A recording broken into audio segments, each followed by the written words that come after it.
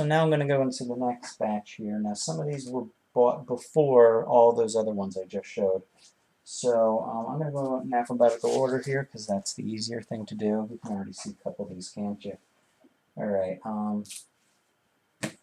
so here we go. Starting off with ACDC, For Those About to Rock. The follow-up to Back in Black, which recently turned 35. Pretty good follow-up to, I mean, I've owned this on CD for years, but having it on vinyl is pretty cool. I mean, I was leaning towards, should I get it, should I not? I mean, $5, but I eventually gave in. So, from what I've seen, it's a lot harder to get the albums with Bond on them. Those tend to sell for a lot of money. Laurie Anderson, Big Science.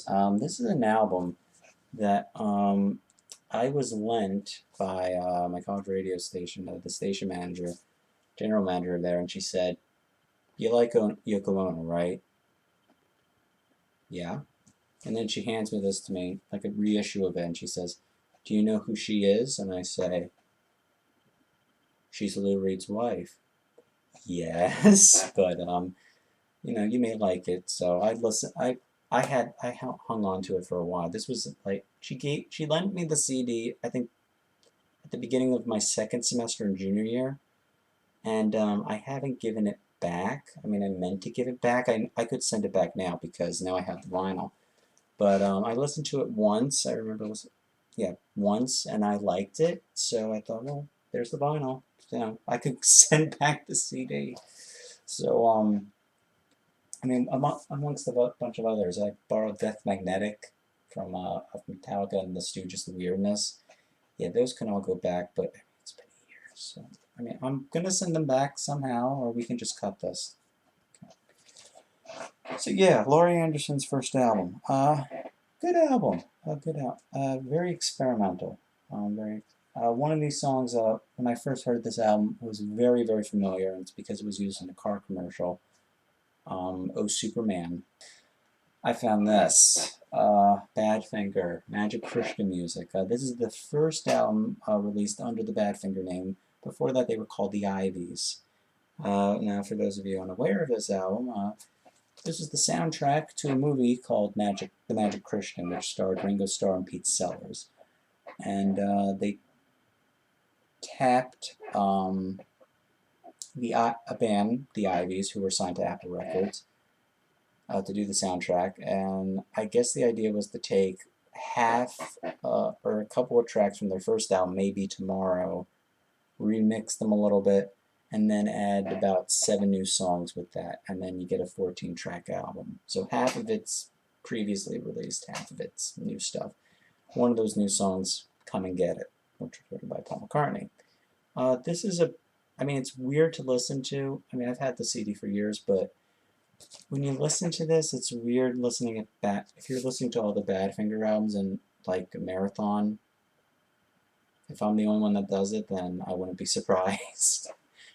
I mean, if you listen to this back to back with Maybe Tomorrow, it's kind of weird listening to, I mean, having to listen to the songs that were on Maybe Tomorrow. But I mean, overall, I think it's the better album, more so than Maybe Tomorrow.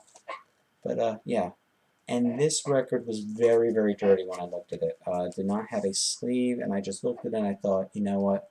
I could easily use the spin clean on this. It would probably really benefit from it, and it did. I mean, it had all sorts. I should have taken a picture of it. It had all sorts of dirt and whatever. And now look at it. Okay, this has some explaining here. This is what I found at Tunes. Right, this because the little sticker on here. That's what they put. I found this in the dollar section of all places.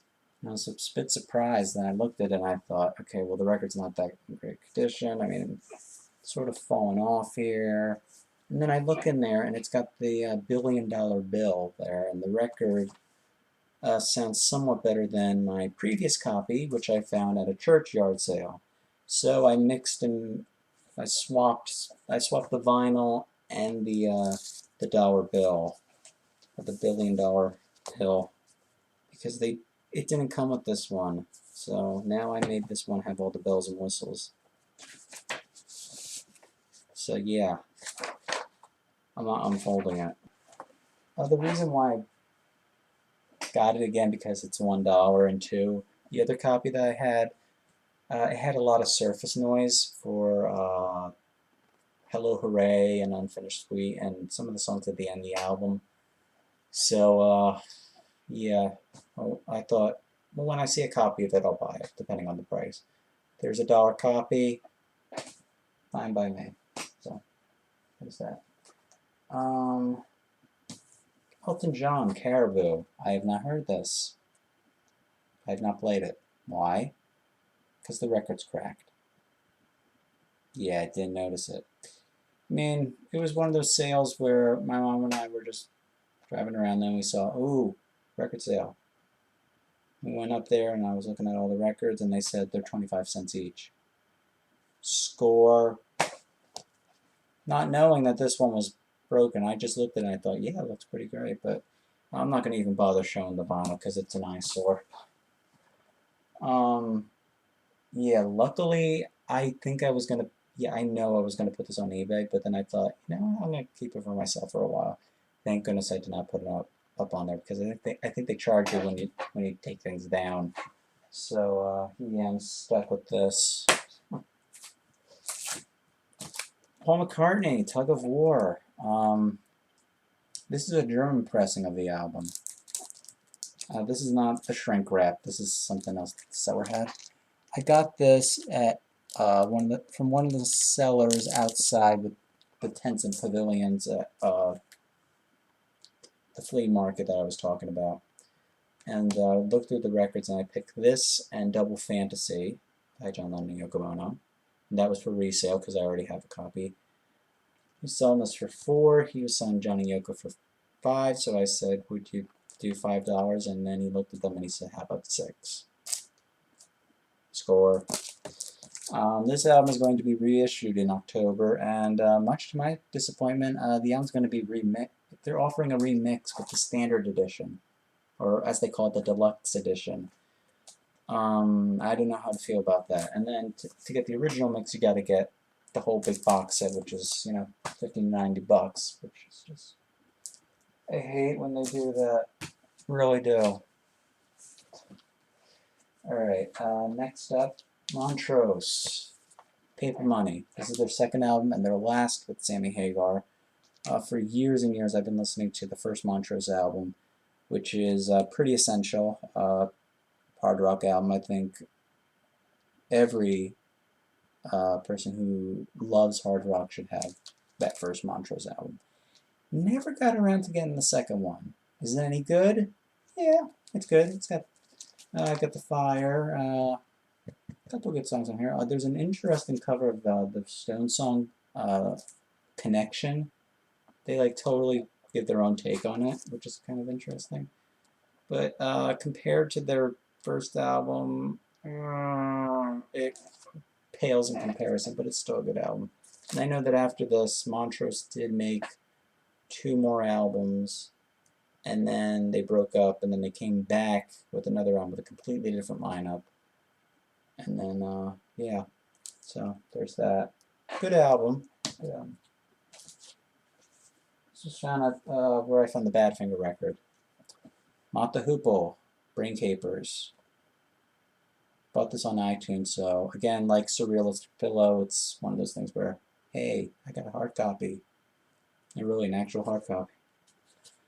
This is a surprise. This is surprisingly in good shape. I don't know if somebody cleaned it. Look at this. You can see the computer through that. I mean, look at that. And the importance of this album is that it was their album before All the Young Dudes, which got them their success and whatnot. So, but this has some heavy songs on here. So I like this album. Yeah, that's that. I think this is going to surprise some of you, and you probably already saw it. I got this on CD before. Prince, Purple Rain. Found at Tunes for $3. Went back and forth on should I sell it, should I not. I mean, I don't always listen to this. I mean, I've only listened to the CD 3 or 4 times, but I think I'm going to end up keeping it. But the next copy I see, I will sell. And I'm seeing that not a lot of people are buying or placing bids on this, which is weird. I don't know. Good album. I mean, I've talked about this already, so it's nice to have on vinyl. Yeah. The Rolling Stones, Some Girls. Okay. Supertramp, Crime of the Century. This is another one at Tunes. I got it with the Laurie Anderson and the ACDC. Now, and Montrose too. Now, this album, I did transfer from my college radio station's vinyl copy. Sounded okay, I mean, but yeah, now I have it, and this does have a couple of scratches on it, and it didn't. I don't think it skipped ever, but it's a little bit crackly towards the second side, so it's good to have. I transferred it, listened to it. It's a nice copy of it. It cost me $2. I was there since June. All right, there's something now. And last but not least, when it comes to the vinyl, Jailbreak, Thin Lizzy. Oh boy, am I happy to get this out. I got this on eBay for $9.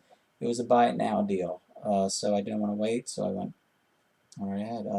$9 and plus $4 shipping, so altogether $13.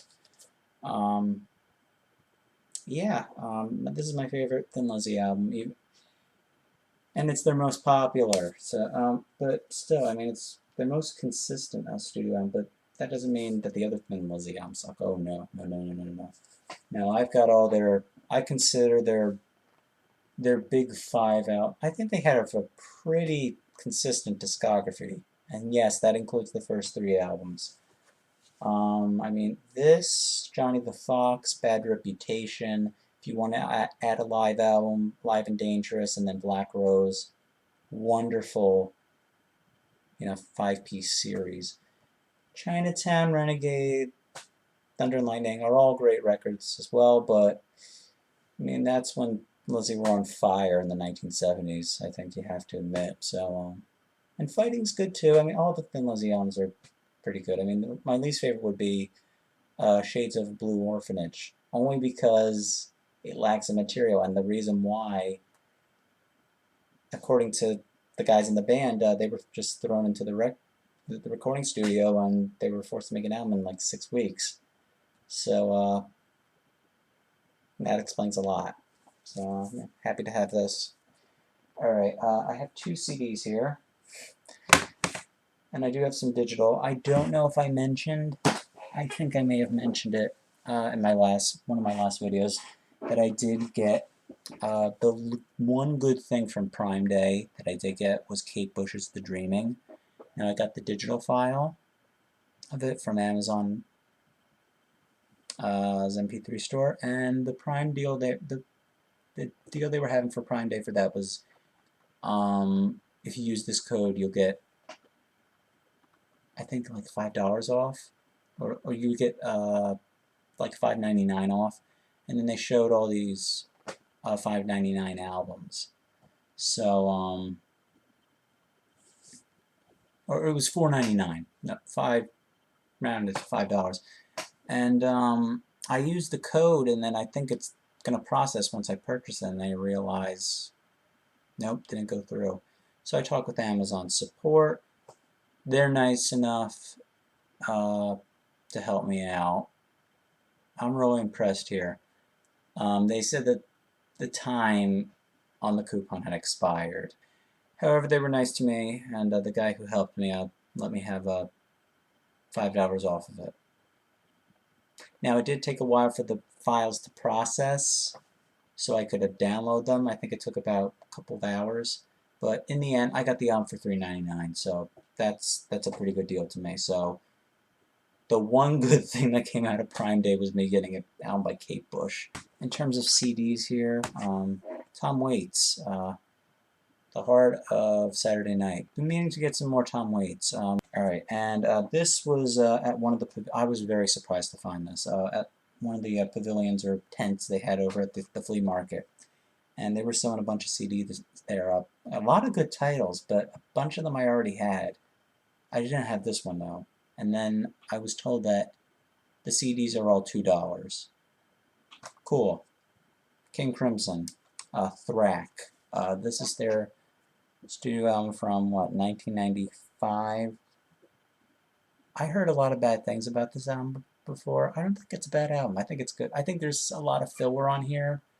I mean, it's just the repetition of the same thing over and over again for a couple of these songs, but I don't think it's a bad album. And lastly, I did just purchase tonight an MP3 version on Amazon of Savage's debut album Sirens, which I've heard before online, and it's a very, very good album. And while mentioning this, Sabotage have reunited at Wacken 2015 metal festival over in Germany. I'm sure most of you know. And yeah, they performed for the first time in some 12 to 13 years. And I'm still waiting for videos to come up. I know they're streaming it on Saturday, highlights of it at least, but now it's a big deal. I mean, they've been dedicated to the whole Trans-Siberian Orchestra stuff, which really, it just sort of cracks me up that they finally find their audience with this, and the only time that anybody wants to listen to them is Christmas. I don't know. But, you know, I don't know if I would love to see them do more shows. I mean, that's asking for a little too much, I think, for the time being. But maybe this reunion can be this beginning of something. I don't know, whether that be a new album, another tour, a whole tour. If they did go on tour, I'd go there in a heartbeat. That is, if they came in my area. If they were outside of my area, I may have to think about it. So, that would be worth mentioning that, yes, Sabotage have played their first gig in about a little over a decade. So, that's pretty cool. And that's it for me. See y'all later.